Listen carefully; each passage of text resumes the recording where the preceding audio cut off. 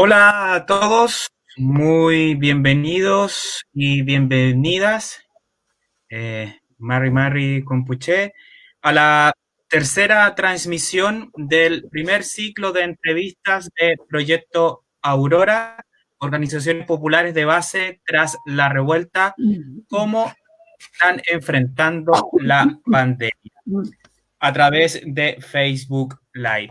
Recordar que el Proyecto Aurora es un medio de comunicación social autónomo que busca, a través de distintos formatos, abordar diversas temáticas que conforman la realidad de los pueblos del mundo, especialmente de los sectores oprimidos. Para ello ejercemos un rol comunicacional crítico, comprometido, nos posicionamos desde las miradas contrahegemónicas, antipatriarcales, anticoloniales, para enfatizar en la promoción, ejercicio y respeto de la justicia social, los derechos humanos y del buen vivir. Invitamos a quienes nos ven a visitar nuestro sitio web www.proyectoaurora.cl y seguirnos a través de nuestras redes sociales, Twitter, @proyecto-aurora-proyecto, Instagram, @medio proyecto aurora. En esta oportunidad nos acompaña, como están viendo, Beatriz Chocori, integrante del Parlamento Mapuche de Coscós e integrante de la Asamblea Territorial Plurinacional de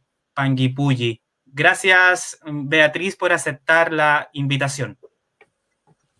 Mari Compuche, inche Beatriz Tucorita Ñuy, pan con la rupa Tañilov, Panguipulli Tañi Futalov, Fachante Molen Feula, Tufachi, con Ito con Compuche Mapuche, Ka Toquinche, que habitamos el territorio.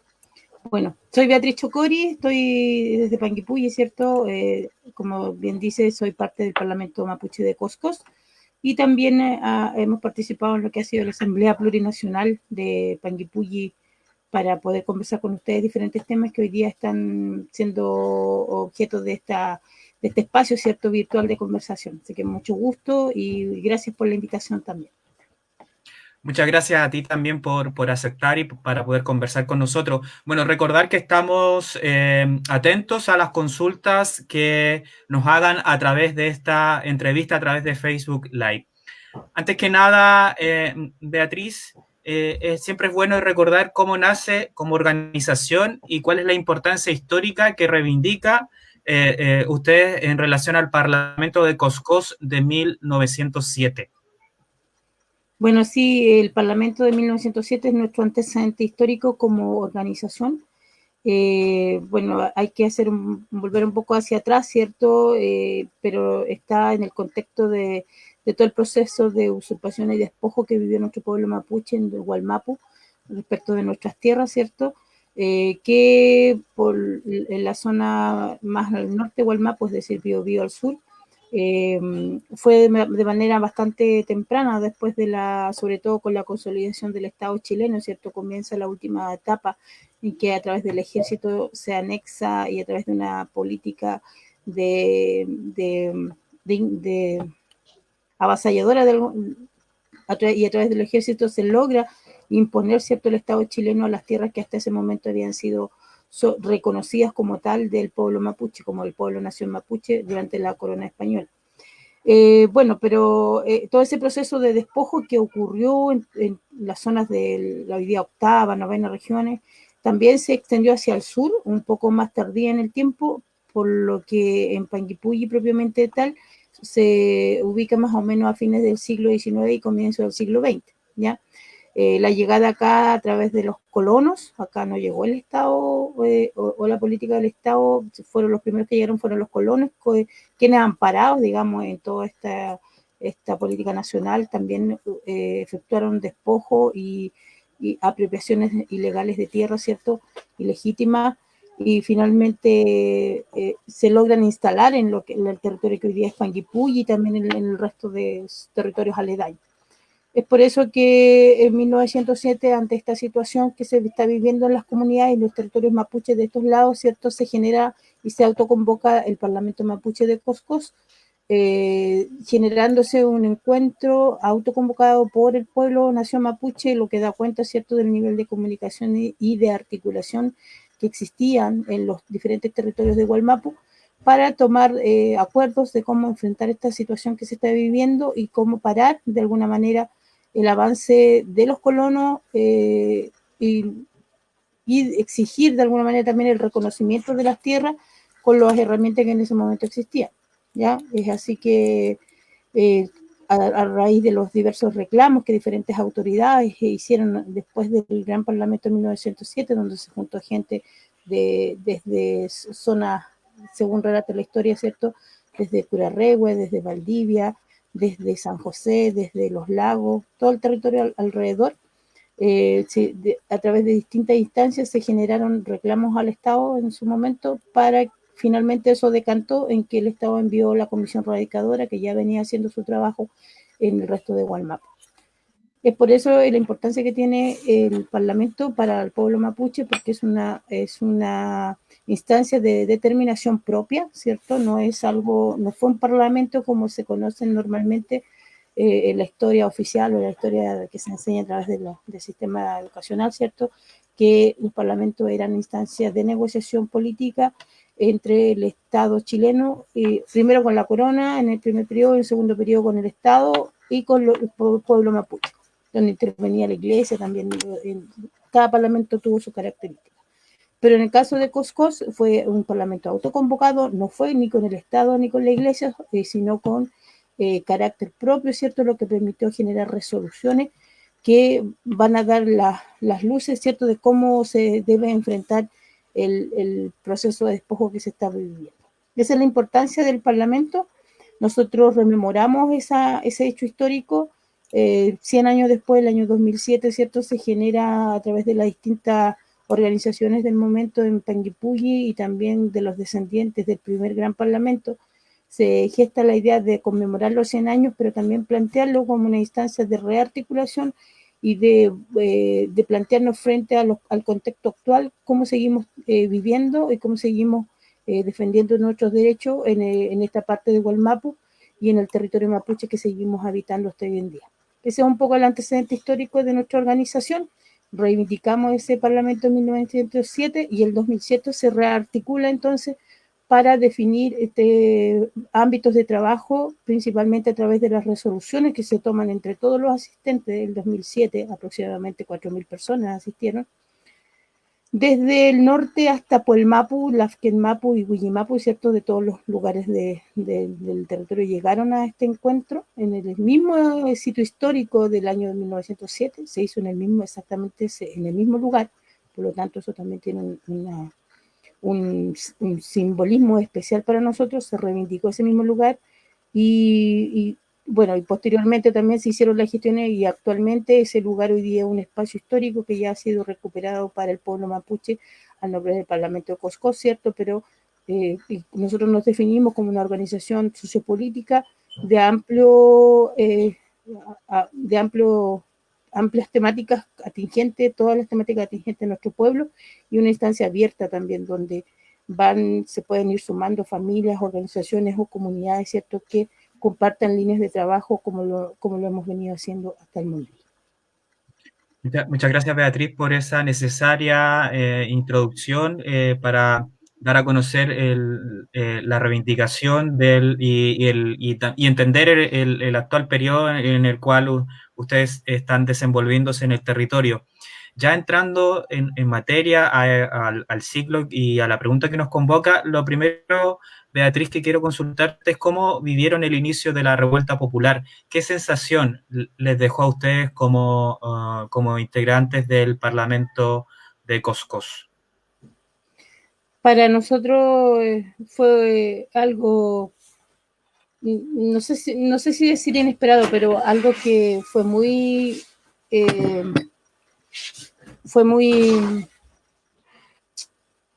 igual nos sorprendió, un poco esa es la idea, de saber que hasta que siempre pensamos, pero el pueblo chileno hasta dónde aguanta, hasta cuándo es capaz de aguantar todas las injusticias que se seguían viviendo y se siguen todavía.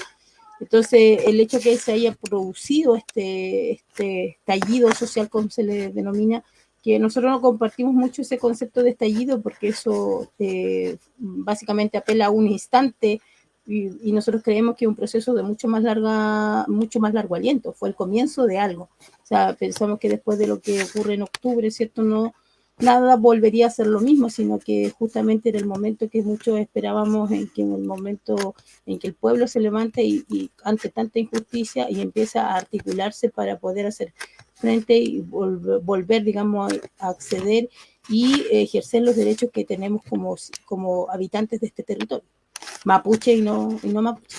Entonces, en octubre para nosotros fue muy importante, muy también gratificante en el sentido de que por fin había una instancia también que apelaba y que buscaba mejoras para todos, digamos. No en el sentido de que no distinguía de mapuche y no mapuche, sino que para el pueblo en general, para los pueblos, esta es una lucha de los pueblos, ¿cierto?, que habitamos el territorio. Y en ese sentido lo vimos como una instancia importante que era necesario fortalecer y apoyar también y alimentar de alguna manera desde la lucha del pueblo mapuche que tiene una mucho más larga data, ¿cierto? Y de todo lo que hemos vivido a través de todos estos años, ya sea con el Estado o previamente, ¿cierto? La represión y la intento de genocidio, de desaparición de nuestro pueblo no ha sido posible y eso ha sido gracias a la fortaleza y a la estrategia también que hemos tenido desde el ámbito político y por qué no decirlo también en su momento.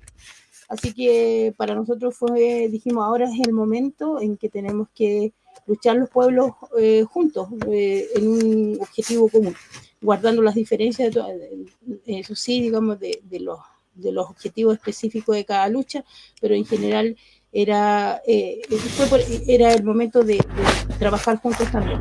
Sabemos también que dentro de las voces del pueblo mapuche encontramos disidencia en el sentido de que porque vamos a apoyar en la lucha del pueblo chileno si el pueblo chileno en su mayoría no nos ha apoyado en la lucha que hemos llevado con mapuche durante tantos años. Pero sin embargo, primó la idea así de que era necesario aunar fuerza y complementarse para dar un frente común y generar las estrategias que ameritaban esta situación, ¿cierto? Para de alguna manera poder circular de manera práctica y concreta en los territorios estas asambleas que acá le denominamos asamblea plurinacional, con la idea de asamblea territorial plurinacional, con la idea también de empezar desde los territorios a generar las propuestas conjuntas para crear un nuevo país en que sea reconocido también y validado todo el conocimiento que tiene el pueblo mapuche y todo lo que puede aportar también en todos los ámbitos. Así que nosotros nos sumamos participamos de toda esa fervor inicial, ¿cierto? Que yo creo que pasó en muchos lados y que de a poco también fue decantando como todo proceso en algunas cosas más concretas. Muchas gracias, Beatriz. Ahí habíamos tenido un poco un problema con el audio. No sé si tenemos tiempo de poder mejorarlo. No sé si escuchabas que había como un ruido. Sí, yo escucho bien. Ahora no sé tú cómo me escuchas. No, muy bien. Pero en todo caso se entendió muy claro lo que tú planteaste. No hubo problema en ese sentido, sino que era otro ruido que ahí que no, tal vez lo estaba molestando, pero ya se solucionó. Recordar que esta transmisión, por lo menos desde Proyecto Aurora, se realiza desde Valdivia y bueno, Beatriz también está en Panguipulli y no es, ¿perdón?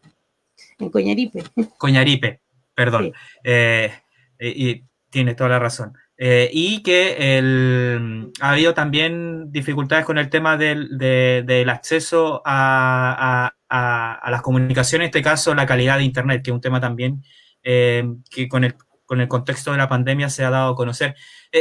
Tú ya mencionabas cómo lo que pasó, la sensación que les dejó el inicio de esta revuelta popular, y también hay un hecho bien relevante. Ante la masividad y la rabia que acumulada, que tú también lo dijiste, hasta cuándo el pueblo chileno va a aguantar tanta injusticia. Bueno, explotó en un momento, se manifestó esa rabia. En las manifestaciones el gobierno respondió con una brutal represión. El último informe internacional conocido, estamos hablando del reporte de la Oficina del Alto Comisionado para los Derechos Humanos de la ONU, dado a conocer el 13 de diciembre del año pasado, fue muy claro en sus conclusiones: uso excesivo e innecesario de la fuerza con resultado de la privación arbitraria de la vida y en lesiones, tortura, malos tratos, violencia sexual y las detenciones arbitrarias. Por lo tanto, de un momento a otro, las y los chilenos, en su gran mayoría, esto también ocurrió en Santiago, experimentaron lo que el pueblo mapuche ha sufrido por décadas, pero se ha manifestado fuertemente, en este caso con montaje, represión del actual policial en la década del 90 y del 2000 para adelante. ¿Qué reflexión te puede generar ese hecho particular? Perdón, ¿me repites la idea, por favor? Que también tuve unos problemas de audio acá. No, no hay problema. El último informe del organismo internacional da a conocer que hubo una brutal represión hacia los manifestantes.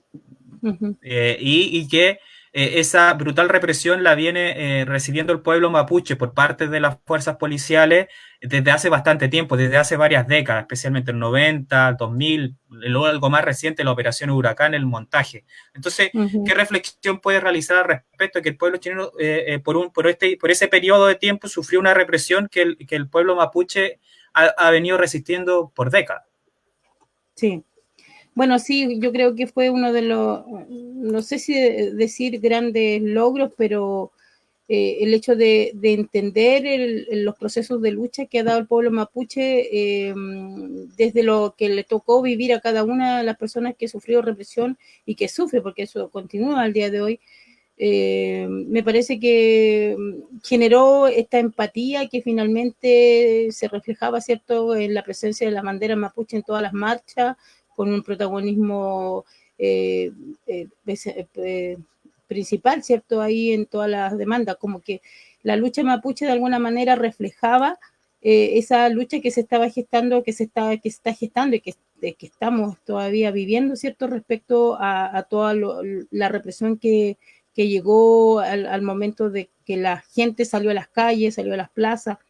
Me parece que fue uno de los principales aprendizajes, por decirlo así, para el chileno, para el movimiento del pueblo chileno que sigue vigente hoy día. Eso yo creo que se reconoce y también se agradece porque por muchos años nosotros apelamos a la solidaridad, ¿cierto?, con la lucha mapuche, con nuestros presos políticos que hoy día todavía siguen ahí, y hoy día ambos pueblos estamos viviendo la misma situación. O sea, hay un Estado represor que no distingue. Nosotros decimos, el Estado ni con su propio pueblo es condescendiente, sino más bien aplica las mismas medidas de represión y el mismo la misma dureza y la intransigencia, ¿cierto?, al no generar, al no recibir efectivamente y hacer eco de las demandas que se están haciendo desde el pueblo chileno, sino que responder con represión. O sea, ahí lamentablemente dejan evidencia que los gobiernos, ¿cierto?, finalmente responden al gran capital y al modelo neoliberal, ¿cierto?, que se ha impuesto en Chile, que está articulado, muy bien articulado, ¿cierto?, con otros gobiernos y con un orden mundial finalmente, que es el que da la pauta y el que se impone lamentablemente ante todas las demandas que puedan surgir del pueblo. Sí, tú mencionabas, Beatriz, lo simbólico que fue la bandera mapuche, como, valga la redundancia, símbolo de resistencia. De hecho, hay una foto bien característica que es también parte de la promoción de este ciclo de Proyecto Aurora, donde sale una persona arriba del monumento que hay en Plaza Italia sosteniendo una bandera mapuche, y esa foto dio la vuelta al mundo. Y ha generado, tú también decías, esta empatía de sectores del pueblo mapuche, y también una validación a la historia y a la lucha y a la resistencia que como pueblo han tenido que sufrir ante el Estado, que tú también mencionabas. Así que, en particular, ese hecho te generó también, a lo personal, ¿qué te generó? El de la bandera como símbolo. Sí, yo creo que a todos nos emocionó esa fotografía. O sea, yo creo que eso representaba y representa, ¿cierto?, el momento en que ambos pueblos de alguna manera se unen en una lucha común y que ese reconocimiento que surgió desde las bases, desde las organizaciones, desde la gente movilizada, es un reconocimiento que nosotros valoramos mucho como mapuche, pero que también nos impulsa a que esta lucha no puede terminarse con esto, o sea, la lucha tiene que seguir, se desató algo que tiene que seguir su curso, no se pueden bajar los brazos, lamentablemente ahora no estamos en condiciones de poder hacerlo tan masivamente como se venía gestando el movimiento, sino más bien estamos restringidos en eso, pero eso plantea por un lado un desafío, ¿cierto? Que como organizaciones sociales de base, mapuche y no mapuche, tenemos que volver a repensar las estrategias de cómo continúa este trabajo y esta lucha. No puede parar acá. Entonces tiene esos dos ámbitos. Por un lado, que es la emoción, ¿cierto? Del reconocimiento, pero también de plantearnos cómo nos paramos frente a lo que estamos viviendo y a lo que tiene que cambiar. O sea, nadie de los que estuvo en el movimiento, yo pienso que nadie ha caducado en el objetivo que es el cambio constitucional y desde ahí para abajo todos los otros cambios que son necesarios hoy en día. Correcto, Beatriz. Tú lo mencionabas entonces también al pasar que esta necesidad de entre los dos pueblos que están sufriendo la represión y que quieren generar cambio, eso se materializa en el territorio con la incorporación del Parlamento de Coscós, que se vincula con la creación de la Asamblea Territorial Plurinacional de Panguipulli. ¿Nos podía explicar cómo fue esa experiencia, cómo se llegó y se logró concretar esa respuesta de organización que nace producto de o que se genera tras la revuelta popular de octubre? Sí, en el caso particular de Panguipulli nos encontramos en la calle, o sea, en las primeras movilizaciones, ¿cierto? Todos sabíamos que había que ir sumando más gente, ir ampliando el nivel de participación, pero también habría que darle una dirección a esto, porque yo creo que una de las grandes eh, falencias que ha tenido este movimiento es que si bien es cierto hay articulación a nivel de base, no hay propuestas comunes, no han habido instancias que permitan desde las bases, desde el pueblo, digamos, aunar ciertos objetivos y formas de lograr lo que queremos, porque han surgido, lamentablemente, siempre estamos atravesados, ¿cierto?, tanto por el tema político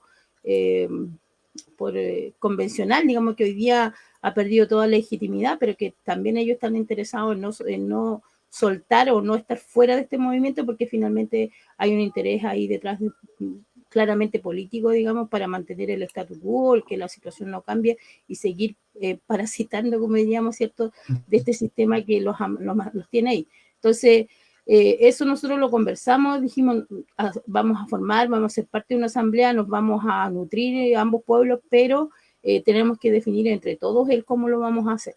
Y creo que también debe haber sucedido en muchos lugares que había mucha efervescencia y muchas ganas de desahogarse también, de muchas de las asambleas en algún momento parecía más una catarsis que un planteamiento un poco más concreto o estratégico de cómo seguir en el movimiento.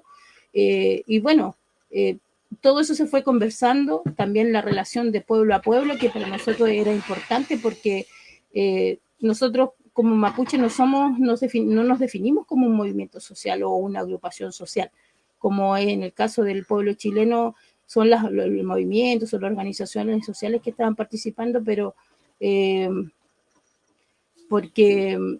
y nosotros eso lo tuvimos que aclarar en distintos NUCHAM que le pusimos a los conversatorios al interior de la asamblea, en que era necesario reconocer la lucha del pueblo mapuche como la lucha de un pueblo y no como un movimiento social o como una lucha puntual, ¿cierto?, respecto a ciertos derechos que se reclamaban. Hacer esa diferencia yo creo que marcó bastante la relación entre mapuche y no mapuche al interior de la asamblea. Tanto así que nos generamos espacios, ¿cierto?, de trabajo y de conversación donde muchos chilenos que saben que el sistema es injusto, que saben que hay que cambiarlo, que saben que esto no puede continuar, que luchando contra la AFP, contra el sistema, exigiendo mejor salud, mejor educación, no tienen esa concepción del movimiento de la lucha mapuche o del pueblo mapuche, no tienen esa concepción de pueblo. Y eso uno no lo puede condenar porque es la formación que se ha recibido en el colegio. O sea, hasta hace muy poco nosotros éramos los colegios, y si es que todavía no se sigue replicando el hecho de que los mapuches eran gente del pasado, que ya no existía, todo en pasado, o sea, no es como algo vigente. Y la formación que la mayoría de los chilenos han recibido ha sido de esa característica. La historia oficial a nosotros nos ha dejado fuera, nos ha marginado, no ha reconocido todo el conocimiento que nuestro pueblo ancestralmente ha tenido para sobrevivir los miles de años que llevamos en nuestros territorios. Entonces, toda esa conversación, que finalmente son instancias de formación, de aprendizaje, ¿cierto? Que las personas que conformamos la asamblea o que participamos en la asamblea nos tuvimos que dar. Obviamente habían cosas urgentes que resolver, siempre los espacios de conversación no son los óptimos, ¿cierto? A veces habíamos mucha gente en la asamblea, y el tema del asambleísmo también es un peligro, entonces hay que ir concretando, ¿cierto? O definiendo concretamente cuáles son las instancias que hay que darle prioridad también.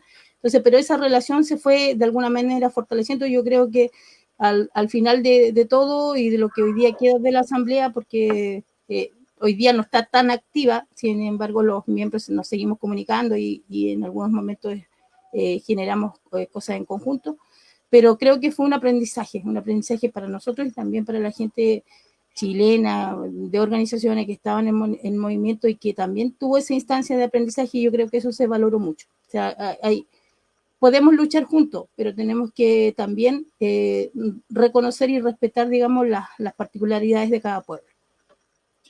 Beatriz, y en ese contexto, ¿tenían como alguna planificación para realizar algún tipo de actividad en marzo que se vio frustrada por la irrupción de esta crisis sanitaria por el coronavirus?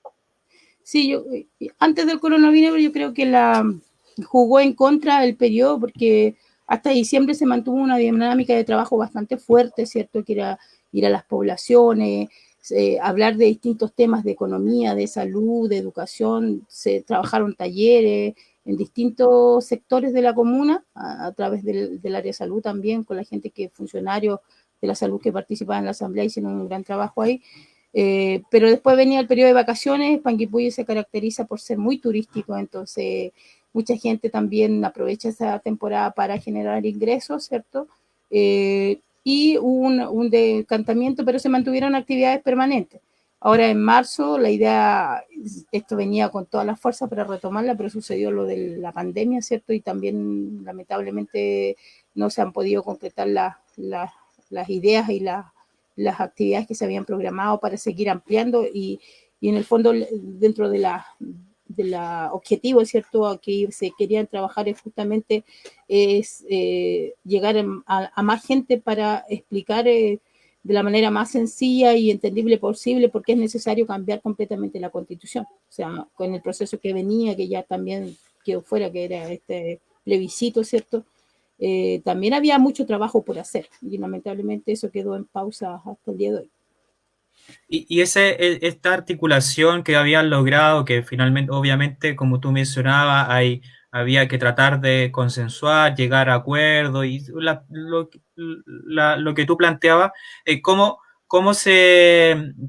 finalmente derivó, se logró realizar tipos de articulaciones en este periodo complejo como la pandemia del coronavirus? ¿Cómo la asamblea o los distintos integrantes de la asamblea continuaron desarrollando actividades? Más bien por temática, por ejemplo, parte de la asamblea, que son el grupo de mujeres, ¿cierto? Siguió trabajando cosas bastante concretas y han seguido conectados, digamos, para poder darle seguimiento y en la medida de lo posible generar efectivamente algunas de las actividades que se habían programado. Por otro lado, ¿cierto? La gente que estaba más en la difusión también se levantó una radio local a través de las tecnologías de una radio a través de internet, ¿cierto? También se estaban generando programas de radio con algunas emisoras donde se trataban distintas problemáticas que siguen siendo atingentes, digamos, a todo el proceso del cambio constitucional. O sea, creo que en ese sentido se han seguido haciendo estas actividades que han permitido la mantención de la asamblea, al menos por equipos de trabajo, que es lo que ha funcionado hasta el día de hoy. O sea, independiente de que los esfuerzos estén radicados en tratar de protegernos de todos y todas por la pandemia del coronavirus, se siguen realizando actividades y eso es muy, muy bueno, y lo que tú planteas, Beatriz, lo que relata y lo que hemos podido conversar con otros integrantes de organizaciones que hemos entrevistado también han logrado por un lado responder a las emergencias que han ocurrido con respecto a la pandemia del coronavirus. Y en ese sentido te quería consultar si los integrantes de la Asamblea o sus distintas organizaciones han participado en barreras sanitarias ciudadanas, han puesto como el pie o el acento para que las autoridades estén ahí protegiendo y apoyando a los sectores para no generar mayor conflicto con este tema del coronavirus. Bueno, tomando las precauciones del caso, digamos, las actividades de la Asamblea obviamente han disminuido bastante, las que se han mantenido, las que te mencionaba, con su resguardo necesario, con muy poca gente. Y en el caso de las acciones frente a la pandemia, también gente que participa en la Asamblea ha estado participando también en las barreras ciudadanas y comunitarias. O sea, han habido esos procesos acá en la comuna. De hecho, actualmente quedan 4 barreras activas, digamos, hasta hace 2 semanas nosotros no teníamos ningún caso en la comuna de COVID, pero ya a partir del pronunciamiento de que se supo que había un caso, digamos, las barreras que estaban aledañas a la comuna de Panguipulli se levantaron, ¿ya? Luego las del más al interior hacia Coñaripe, aquí Coñaripe tiene 2 barreras, al ingreso hacia Villarrica y hacia Panguipulli, también hacia el interior en Liquiño y otra barrera. Entonces, de alguna manera, si bien es cierto, no ha estado tan vinculado al trabajo de la Asamblea, sí hay miembros de la Asamblea que han participado y que hemos estado apoyando. Particularmente en mi caso, estamos nosotros acá con la comunidad, en la comunidad en Conarupu, apoyando la barrera sanitaria que está al interior antes de llegar a Coñaripe. O sea, no ha habido una articulación desde la Asamblea con el tema de las barreras, pero sí ha habido participación de sus miembros en él. Eso sí está ocurriendo. Sí, y ya te quería consultar ya, porque ya algo lo habías planteado, pero el horizonte ya empieza a pasar los meses y ya se vislumbra qué va a ocurrir con el tema del plebiscito constituyente. Ya se cambió la fecha, quedó para octubre. ¿Y cuál es tu visión con respecto a ese hito de octubre? ¿Crees que se va a realizar? ¿No se va a realizar? ¿Va a responder la misma lógica que había previo al inicio de la pandemia o hay nuevos desafíos? ¿Cómo visualizan ustedes esto? Lamentablemente no hemos tenido instancia para conversar el tema de octubre. Hoy día la situación está siendo un poco más alarmante en Panguipulli porque han aparecido a partir de los primeros casos, han ido aumentando gradualmente, pero aumentando.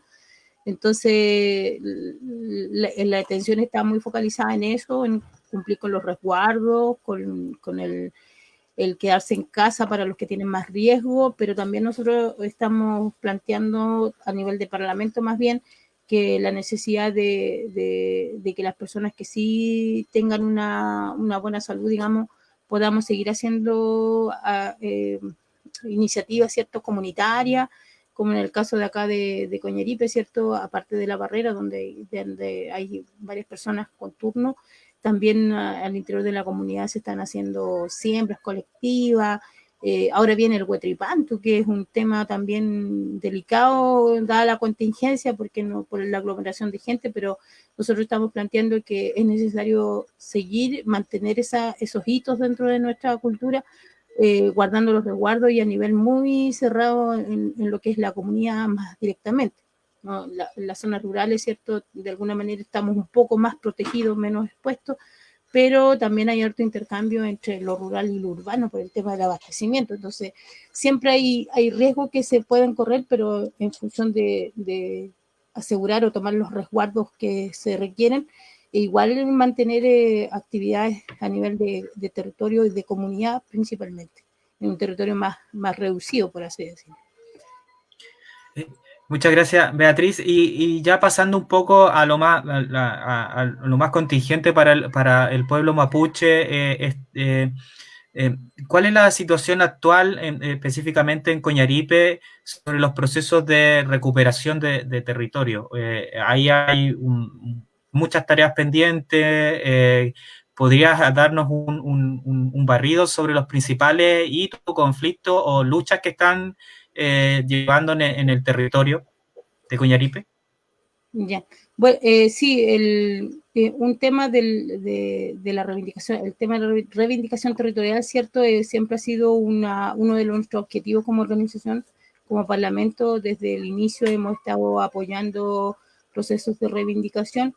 Entre los que se mantienen vigentes hoy día, hay algunos que están asociados directamente a comunidades que son parte del Parlamento y otras que también están llevando sus procesos de forma autónoma o paralela, por decir, no sé si autónoma, porque en realidad cada vez que se requiere del apoyo de otras comunidades, de otras organizaciones, cuando una comunidad decide levantar procesos de reivindicación, igual los encontramos.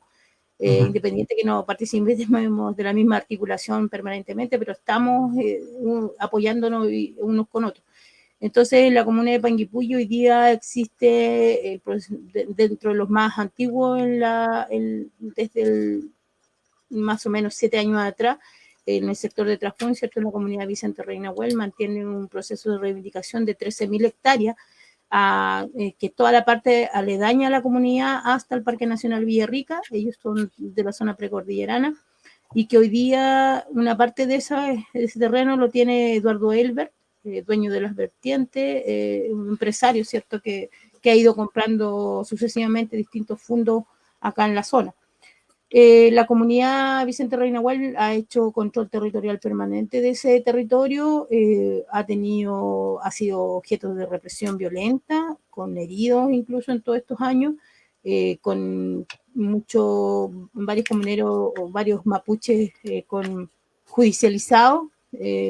No hay ningún acercamiento con el supuesto propietario, con el legítimo propietario, sino más bien ha sido una respuesta de mantener fuerzas especiales en el fondo, ¿cierto? En la infraestructura del fondo han habido fuerzas especiales por más de 5 años consecutivos, un contingente permanente, ¿cierto? Para resguardar el fondo y generar represión para las comunidades cuando se realizan distintas actividades de control territorial al interior del fondo. O sea, se repite la lógica, digamos, de no diálogo, de no buscar una solución, de un acercamiento, sino más bien la represión. Y nosotros, bueno, junto a la comunidad estamos en el proceso formal de restitución que se hace a través de la CONADI. Está iniciado ese proceso hace más de 5 años, no ha tenido muchos avances. Y también eso, lamentablemente, no tenemos tan claro cuándo se pudiera concretar efectivamente una posibilidad de compra del fondo, que sería la vía de solución, porque los lamienes de esa comunidad no quieren tierras alternativas, quieren sus tierras centrales, que es lo lógico por todo lo que se implica culturalmente. Entonces, por otro lado, la CONADI ya creo que segundo año consecutivo que no destina dinero para compra de tierras por este artículo del 20B, que es el que se está reivindicando en la comunidad de Trafún. ¿Ya? ¿Qué significa eso? Que el Estado de alguna manera se está lavando las manos, ¿cierto?, al no focalizar recursos para dar solución a las demandas legítimas que tienen las comunidades. Entonces opta por la represión y la judicialización que finalmente lleva al agotamiento de las comunidades, ¿cierto? A los conflictos internos, los conflictos entre la gente que vive en la comunidad y los que trabajan en el fondo, que finalmente favorece para mantener ese sistema de no respuesta, ¿cierto? Sino más bien de represión ante la demanda legítima de las comunidades. Eso en el sector de Trafún, eso sigue en curso, las comunidades siguen haciendo control territorial, siguen accediendo a los lugares de recolección de piñón que tienen que está dentro del predio que están reivindicando también, y haciendo ceremonias permanentes, ¿cierto? Instalación de rehue o también de otros tipos de ceremonias que dentro de la cultura nuestra son necesarias, digamos, para mantener este equilibrio espiritual y material. Por otro lado, están también las comunidades del sector bilingüe, ¿cierto?, que están reivindicando frente a una nueva amenaza que hoy día tenemos, yo creo que en muchas partes de Chile, pero acá lo estamos viendo muy fuertemente, que son las inmobiliarias. En Panguipulli cada vez se están vendiendo más fondos y son parcelados, incluso terrenos que son aledaños a comunidades que han sido parte de comunidades o que están dentro del título de merced de las comunidades, pero que han sido vendidos en algún minuto. Hoy día lo que están haciendo es parcelando, subdividiendo a través de inmobiliarias, ¿cierto? Para la generación de espacios de vivienda de gente que se está viniendo de las grandes ciudades. La mayoría de las veces es gente que tiene un poder adquisitivo importante, no son cualquier persona. Podemos decir que, por ejemplo, a la orilla del Calasquén, justamente en la zona que están las comunidades bilingües, estamos hablando de ex generales, empresarios, o sea, no son vecinos o no son ciudadanos comunes. Entonces, eso también está generando una tremenda presión por las tierras mapuche, que lamentablemente sigue amenazando con la disminución de nuestro territorio.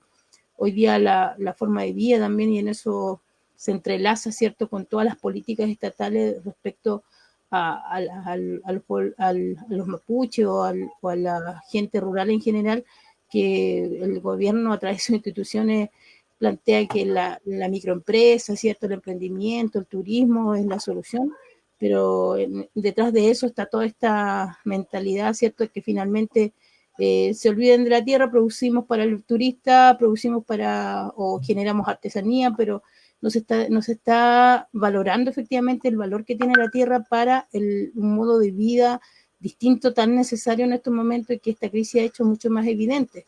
Hablamos de soberanía alimentaria, ¿cierto?, del acceso al agua, del acceso a los bienes comunes como bosque, y la posibilidad de vivir en un medio ambiente libre. O sea, todas esas posibilidades están, pero con estos proyectos inmobiliarios que se quieren instalar, eso lamentablemente queda atrás, porque las comunidades finalmente pierden el control sobre ese territorio.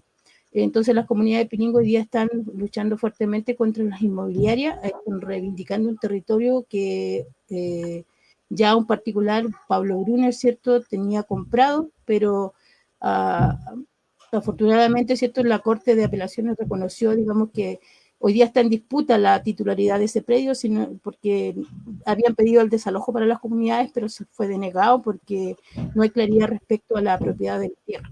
Así y eso se repite en todo el sur de Chile, o sea, no hay propiedad que no sea mapuche que sea legítima, digamos. Todos los fundos, las tierras de los colonos, ¿cierto?, son propiedades que se generaron sobre la estafa, sobre el engaño y sobre la enajenación de los verdaderos dueños, ¿cierto?, que es el pueblo mapuche. O sea, eso es común en todo el territorio.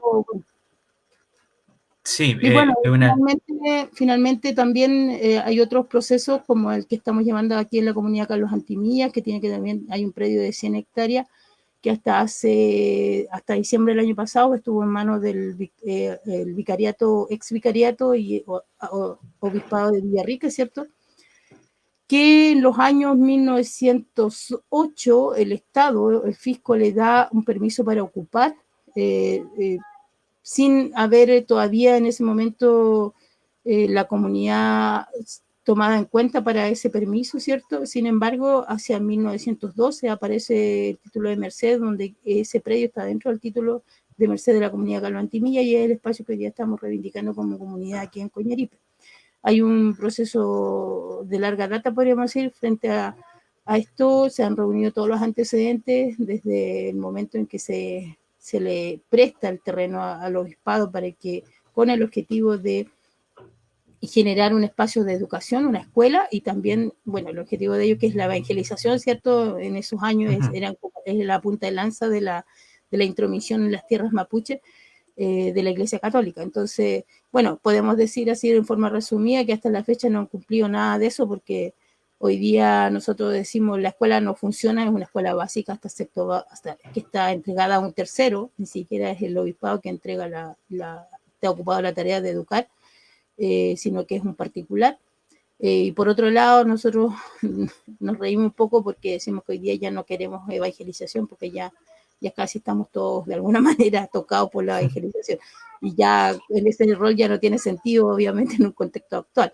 Hoy día es otra la demanda. Hoy día justamente los pueblos estamos demandando nuestro derecho a nuestras creencias, a nuestra espiritualidad y a nuestra forma de vida. Entonces, este espacio de las 100 hectáreas está en tribunales. Nosotros hemos levantado una demanda civil contra el obispado y bienes nacionales, que tampoco tenía inscrito el terreno, a pesar de que fue el Estado que le entregó a los curas oficialmente a través de un documento. Pero tampoco el bienes nacionales lo tenía inscrito, y cuando se dieron cuenta de que nosotros estábamos en este proceso, intentaron hace muy poquito, un par de semanas atrás, de inscribir el terreno. Afortunadamente nosotros...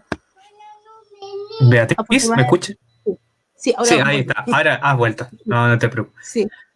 Afortunadamente nosotros nos enteramos a tiempo, digamos, de que este bienes nacionales estaba intentando inscribir estas 100 hectáreas, y bueno, se hizo una acción judicial que resultó muy exitosa. Nos tenemos un equipo de abogados trabajando ahí, que finalmente paró esto, ¿cierto? Como a través de una medida precautoria para que no se pueda ejecutar ningún acto administrativo mientras no se resuelva en tribunales la propiedad del terreno de la 100 hectáreas.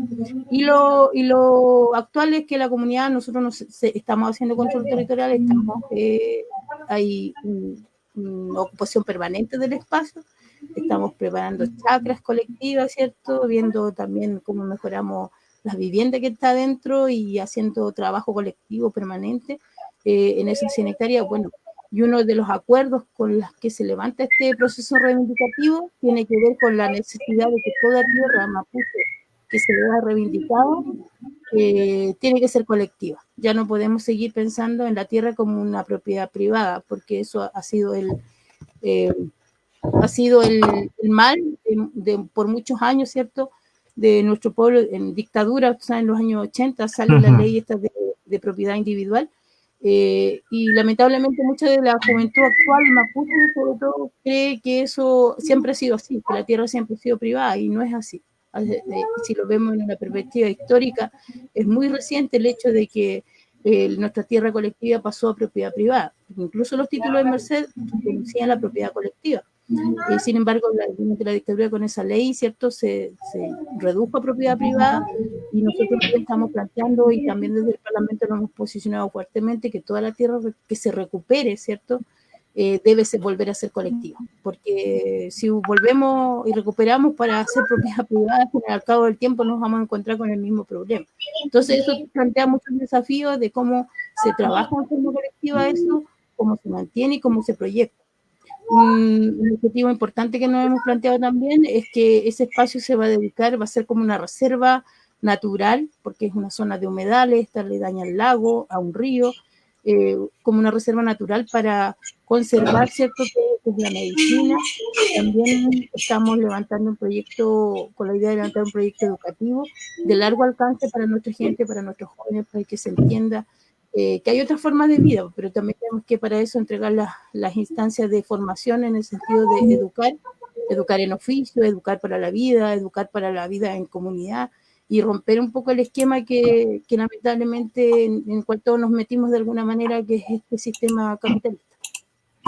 Beatriz, bueno, uno desde esta posición no logra cuantificar la cantidad de problemas y de situaciones en las cuales el pueblo mapuche tiene que enfrentar, pero la fuerza y me imagino la capacidad de organización y el empeño que ustedes tienen como pueblo hace de que logren revertir esta embestida que tiene el Estado, lo que está ocurriendo, no has graficado lo que está ocurriendo en el territorio, incluso son situaciones que uno podría compartir también como pueblo chileno. Por ejemplo, tú mencionabas el tema de los humedales, acá en Valdivia específicamente, el grupo de vecinos están luchando por la preservación de los humedales y está en peligro por la construcción de una avenida que va a pasar por medio de este humedal. Y eso, y construcción de caminos que no responden a los intereses de las comunidades, sino que responden a intereses, incluso ya también, tú lo mencionabas, inmobiliario, también es otro eje o otra situación que ustedes tienen ahí en el territorio, una construcción de una ruta entre Coñaripe y Pucón, que, como decía, no responde a las necesidades de ustedes, sino más bien parece intereses de negocio, inmobiliario, turístico incluso, pero no desde la perspectiva desde la comunidad, sino de generar negocios para los capitalistas. Sí, efectivamente, y lamentablemente estamos de alguna manera por todos lados, nosotros decimos a veces cuándo se va a acabar esto, cuándo vamos a poder dedicarnos efectivamente a hacer cosas de trabajar la tierra, porque todo esto de estar, formar parte, ¿cierto?, de los grupos que hacen resistencia aquí en la comunidad y a nivel territorial, tiene una tremenda demanda de tiempo, pero así como tú mencionas, hoy día tenemos también, bueno, hace años ya la amenaza de una construcción de una carretera que uniría Pucón y Coñaripe, ¿ya? Dos ejes turísticos que obviamente todos vemos que en el verano se satura por el acceso desde Villarrica hacia Coñaripe, entonces desde la planificación central se vea, esto lo solucionamos a través de una carretera que pase el Parque Nacional Villarrica, o sea, pero en ningún momento hay una involucramiento, ¿cierto?, con lo que ocurre realmente en el territorio. O sea, todos sabemos que tanto como Pucón como Coñaripe ya están saturados de turismo, o sea, no hay una carga que se llama carga turística, ¿cierto?, que todos los territorios deberían tenerla proyectada. ¿Cuánto aguanta un territorio el turismo? O sea, el turismo es una nueva forma de invasión, también es extractivismo. Entonces, suena como refrán que el turismo igual es extractivismo, efectivamente es así, porque detrás del turismo o antes del turismo están las carreteras, viene el turismo, ¿cierto?, la demanda por las tierras, viene todo lo que implica todo el crecimiento de la población. Hoy día el Coñaripe al menos no está preparado para todo el sistema sanitario que implica tener tantas viviendas de turismo, tantas segundas residencias hoy día en Coñaripe. En el verano fácilmente se quintuplica la población de Coñaripe en forma permanente en los 2 meses de enero y febrero. Entonces, claro, la solución, hagamos una carretera por el parque. ¿Pero qué implica eso? Nosotros estamos dentro de la reserva de la biosfera, que es reconocida por la UNESCO, ¿cierto?, que es una categoría que si bien es cierto es más bien decorativa, no es muy operativa, pero de alguna manera hay un reconocimiento internacional de la biodiversidad y de todos los elementos naturales que existen en el territorio. Entonces, para nosotros, por un lado, ¿cierto?, ni siquiera eso se respeta, porque si bien es un reconocimiento no mapuche, por decirlo así, pero también existe todo el conocimiento asociado al tema espiritual desde las comunidades aledañas con el Rucapillán o el volcán Villarrica. Ya, o sea, todas las ceremonias o los sitios ceremoniales que están alrededor, que son parte del pueblo mapuche, tienen como referencia el volcán Villarrica, y ese conocimiento en ningún momento se toma en cuenta al tomar este tipo de decisiones.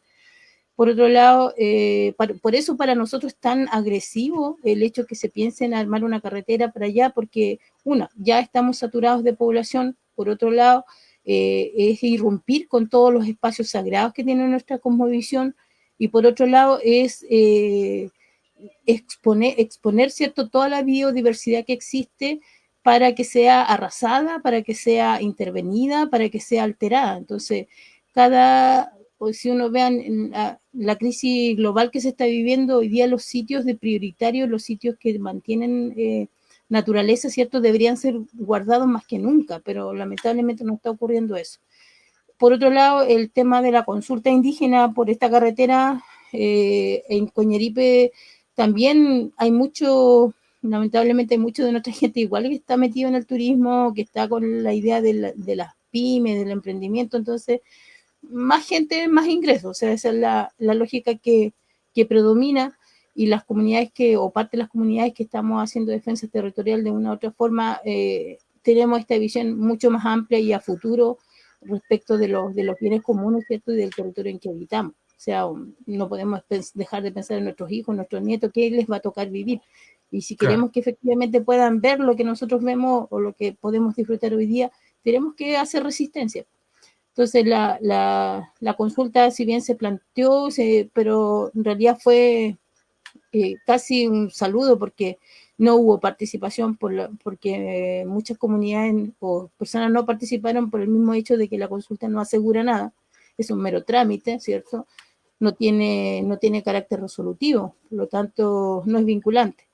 Entonces, mucha gente no participó de la consulta, tuvo muy baja participación. Tan bajo fue que era impresentable presentar los resultados, porque en realidad fueron unas pocas personas que respondieron y que finalmente algunos de los que participaron sí querían, estaban de acuerdo y otros no. Entonces, fue tan de alguna manera insignificante la representatividad de esa consulta que finalmente el MOP suspendió, al menos por el lado de Coñaripe, ¿cierto? Suspendió el proyecto por ahora. No hay que bajar la guardia, eso lo sabemos, puede ser ahora, lo pueden reactivar en cualquier momento. Así como también estamos alerta respecto de las mejoras que pretenden hacer en el Parque Nacional por la infraestructura de acceso a los parques, ¿cierto? Nosotros tenemos, como estamos divididos en la región novena y región de los ríos, desde Chayupén para allá es novena y de ahí para acá es región de los ríos, al menos por este lado, porque como son administraciones distintas, tienen tiempos distintos, al menos por este lado no hay ningún proyecto de momento en estudio ni en evaluación respecto a los accesos ni al camino que mencionaba. Así que, pero como digo, no podemos tampoco decir no lo van a hacer. Seguramente en algún minuto, o quizás aprovechando también la contingencia, como está ocurriendo a nivel país con otras cosas, también puede Claro. suceder. Bueno, esperar entonces que no ocurra, y si ocurre, bueno, hay que organizarse y hay que seguir luchando para que esa situación no prospere, como con lo que tú planteabas, que son temas que son importantes también y que son transversales también a una de las tantas causas de la revuelta popular, es cómo se toman las decisiones y qué intereses hay detrás, que no necesariamente son los intereses de los pueblos que están en los territorios. Ya llevamos una larga conversación, siempre es grato conversar, y también siempre es bueno informarse de lo que está ocurriendo, especialmente en sectores como en Panguipulli, en Coñaripe específicamente, y la opinión también del pueblo mapuche. Así que, Beatriz, estamos cerrando ya esta transmisión, te doy la palabra para que puedas agregar o dar algún mensaje que creas importante. El espacio es tuyo. Bueno, desde el Parlamento Mapuche de Coscos, para nosotros es importante seguir luchando, seguir resistiendo, seguir ejerciendo derechos, como decimos nosotros, a través de levantar iniciativas que finalmente nos ayuden a fortalecer nuestro buen vivir, nuestro modo de vida, por un lado para el bienestar, pero por otro lado para la resistencia. Creo que eso es lo importante. Hoy día, más que nunca, el contexto actual nos permite ver, ¿cierto?, o nos permite reforzar todo lo que nosotros hemos ido planteando hace un buen rato ya, que el tema de la soberanía alimentaria a través de la producción. Nosotros tenemos en marcha una red de huerta mapuche que se llama, llevamos 5 años desde el Parlamento impulsándola, ¿cierto?, que es la validación de la semilla ancestral, de las plantas nativas y de todo lo que involucra el bosque también, para poder de alguna manera sustentar esa soberanía. Por otro lado, el tema de la defensa del territorio y la reivindicación territorial tiene que seguir impulsándose, porque es la base de todo el trabajo que nosotros proyectamos. O sea, hay ámbitos que no pueden quedarse parados, digamos, por la crisis actual. Hoy día, más que nunca, es necesario articularse a nivel comunitario, y a lo mejor es la oportunidad para que desde la base misma, desde el lugar donde vivimos, con los vecinos, con nuestra comunidad, podamos efectivamente hacer una articulación efectiva para el abastecimiento, para lo que hoy día se está levantando también, que es la soberanía sanitaria, o sea, cómo nos hacemos cargo de lo que hoy día está ocurriendo, sabiendo que, que lamentablemente no es algo real, o sea, el tema de la pandemia y eso es algo real, cada vez más casos cercanos uno va lamentablemente sabiendo de situaciones, ¿cierto? Entonces, hoy día es la oportunidad que tenemos de cómo nos juntamos en el territorio mismo donde vivimos. Es difícil articular un territorio grande, bueno, ahora tenemos la oportunidad de articular un territorio desde lo más pequeño, y a lo mejor esa va a ser el soporte, ¿cierto? Y la fortaleza que nos va a dar esta situación que estamos viviendo. No actuar desde el pánico, desde el miedo, eso ya es a través del miedo que están controlando. Hay mucha gente, lamentablemente, que está en esa situación con mucho miedo por los lugares y los contextos que le toca vivir esta situación, pero los que podamos o tengamos alguna garantía, ¿cierto?, en que eso ya no, que de alguna manera estamos un poco menos expuestos, ¿cierto?, los que vivimos en las zonas rurales, igual hay mucho trabajo por hacer, así que yo haría ese llamado, digamos, a que no nos encerremos, no nos quedemos en casa los que podamos movernos y ver cómo están los vecinos y ver cómo nos articulamos para soportar, hacer más llevadera esta situación, y que espero pase pronto, ¿cierto? Y podamos con más fuerzas que antes volver a seguir resistiendo y seguir en las luchas que cada uno está dando desde los distintos territorios. Muchas gracias, Beatriz. Obviamente es distancia física, pero no es distancia social. Tenemos que seguir estando unidos y aprovechar estas mismas plataformas también sirven para unirse, el diálogo, la conversación. La unión tiene que seguir más fuerte que nunca, y simplemente tomar las precauciones del caso producto de esta contingencia. Reitero mis agradecimientos, Beatriz, por intermedio tuyo también al Parlamento de Mapuche de Coscós, a los integrantes de la Asamblea, invitarlos también a que puedan hacer uso de Proyecto Aurora para poder dar a conocer distintas situaciones que estimen convenientes sobre la reivindicación o las actividades que estén realizando. Reitero entonces, gracias, Beatriz, por tu disposición a conversar en nuestro primer ciclo de entrevistas de Proyecto Aurora por Facebook Live. Bueno, dejo la invitación a quienes nos están viendo y quienes posteriormente nos puedan ver, a que nos sigan en nuestras redes sociales, y será hasta una próxima ocasión. Hasta pronto, Beatriz. Ya, un gusto, igualmente. Hasta la próxima. Chao, chao. Chao, chao. Peu Gayal.